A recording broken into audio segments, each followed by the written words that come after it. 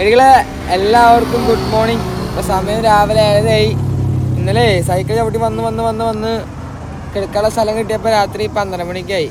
12 മണിയല്ല, ഒരു 10 കഴിഞ്ഞപ്പോൾ കിട്ടി. അത് നമുക്കൊരു ഫുഡ് കഴിക്കുന്ന സ്ഥലമായിരുന്നു, ഹോട്ടലിലെ പോലെ ആയിരുന്നു. അത് അടയ്ക്കാനായിട്ട് 1 മണിക്കായി. അപ്പോൾ ഉറങ്ങാൻ പറ്റിയിട്ടുണ്ടായിരുന്നില്ല. അപ്പോൾ സമയം സൂര്യ ഉദിച്ചു. അപ്പോൾ സൂര്യ ഉദിച്ച് പിന്നെ ടെൻറ്റിൽ എടുക്കാൻ പറ്റില്ല, കണ്ണൊക്കെ അടഞ്ഞു പോവാം. പോക്കും കഴിക്കുക പല്ലക്കും തേച്ച് റെഡി ആയിട്ട് ഇറങ്ങട്ടെ. അവിടെ ടോളുണ്ട്, അവിടെ പോയിട്ട് കുളിക്കണം.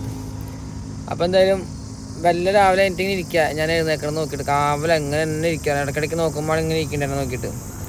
അപ്പോൾ ഞാൻ അവളൊന്ന് ഇറക്കി സെറ്റാക്കണം, ബാത്റൂം ഇടണം, ബാക്കി ആളിലേക്ക് ഒന്ന് കാണാം.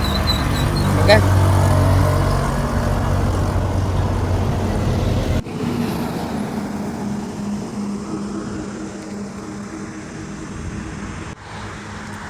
അപ്പോൾ ഒരിക്കലെ ഇന്നലെ നമ്മൾ ഈ ധാബയുടെ മുമ്പിലാണ് ടെൻ്റ് അടിച്ചാട്ടാ.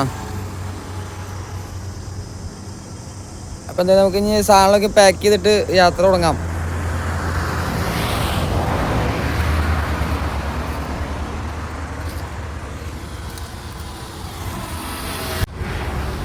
അപ്പോൾ കേട്ടില്ലേ, അപ്പോൾ നമ്മൾ രാവിലെ യാത്രയ്ക്ക് തുടങ്ങിയപ്പോൾ ഏകദേശം 12 മണിയായിട്ടോ. നല്ല ചൂടാണ്.